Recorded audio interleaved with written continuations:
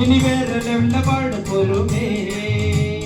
இயேசுவுக்கு எங்களை தான் கொடுத்து விட்டோமே. இனி வேற லெவல்ல வாழ போறோமே. குட்டி சாத்தானே குட்டி சாத்தானே கண்டு வைக்காது. அங்க எல்லாம் உனக்கு என்ன கணக்கு போடாது. இயேசுவுக்கு எங்களை தான் கொடுத்து விட்டோமே. இனி வேற லெவல்ல வாழ போறோமே.